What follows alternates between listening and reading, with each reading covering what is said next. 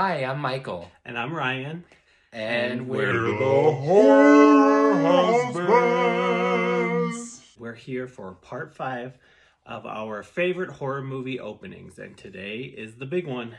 It's our number one. So Finally, number one. in honor of that, cheers. Cheers to our number one picks. We made it. So we deserve this just as much as you. Yeah. Wait, need another sip. Need another sip. Oh, do you like our glasses? Can you see them? I don't think I can see them. They're iridescent. Good job. I know. So for our number one favorite horror movie openings, do you want to go? Gosh, this is hard because this is the last one. Like, what do we do after this? I don't even know. Yes, you do. We have You ideas. go first. I go 1st? All right. My number one favorite horror movie opening is Scream.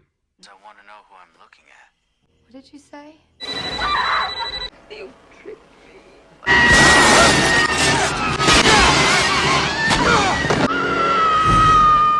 The original Scream. I had to pick. You probably knew I was going to pick that. I mean, it's a Fritz Bernays. It's a Fritz Bernays. Ladies, I just don't think we can do any better. This is beautiful. That is gorgeous. Yes, it is. So the opening of Scream is personally, it's what I compare every other horror movie opening to. It was done perfectly, and we hadn't really seen anything like that before. It still manages to be a little bit funny and a little bit quirky. Wait, don't hang up. What? I want to talk to you for a second. They've got 900 numbers for that. See ya. I've always loved Drew Barrymore, like since Firestarter when I was a little kid. I love her in this so much. I love her innocence. I love her sassiness. And then it instantly gets so scary to me. What do you want?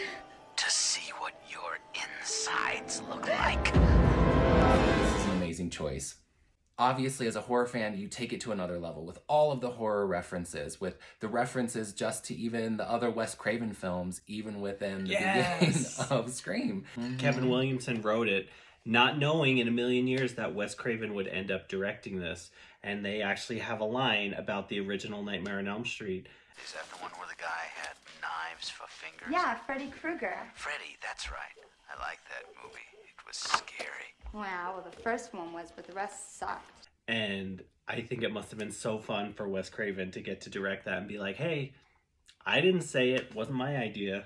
You know, I mean, my name's even mentioned. I did not write that line. Probably the thing that affected all audiences the most is really how it culminates at the very end. The last few seconds as Casey Becker is trying to get away from Ghostface and her parents are coming in. Yes, that moment still gets me. Like, I remember how it affected me the first time, and it still gets me no matter how many times I watch it. When her mother picks up the phone and hears her daughter's voice on that phone.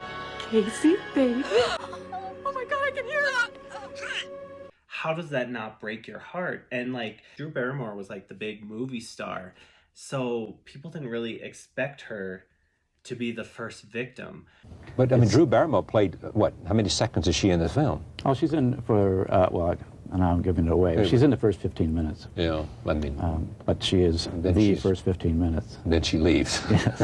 I really do genuinely love everything about that scene. All of the creators of the movie, everyone who put that together, gave it the perfect balance. The balance of, like Ryan said, a little bit of comedy, a whole bunch of terror. And on Drew Barrymore's side, this innocence that her character had, as well as not being a total fool and not being completely stupid. She definitely had this kind of really interesting rapport with Ghostface as they're talking on the phone. Because she knew her horror movies. She was a horror movie fan just like all of us watching.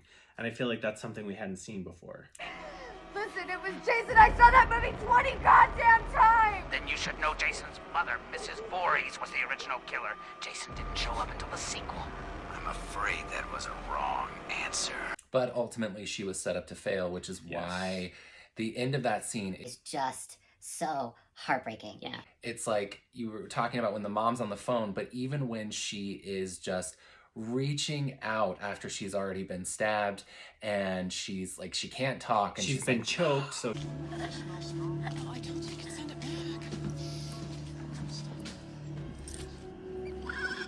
and that element really just takes the stakes up so high.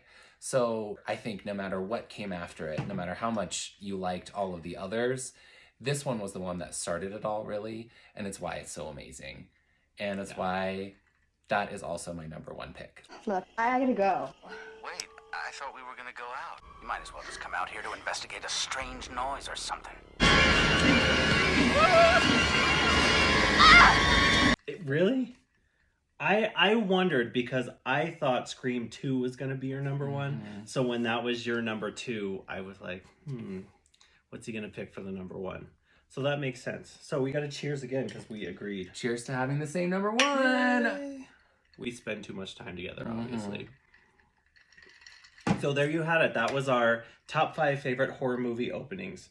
Who knows? Maybe if we do this again in 6 months, we'll have different picks. Well, stay tuned for honorable mentions because we will have another video coming up with our honorable mentions, and I think you're going to like it. I did. I had a lot of honorable mentions. I have a hard time making Okay, you have to decisions. pare it down, though. Yeah. Okay. So thanks for watching throughout this. This has been really fun. Thank you so much. Please like us and subscribe. We've got more stuff coming. If you like this, make sure you follow our page, and we got something else coming up for you for the next month. All right. Bye. Bye. Stay scared. No, don't.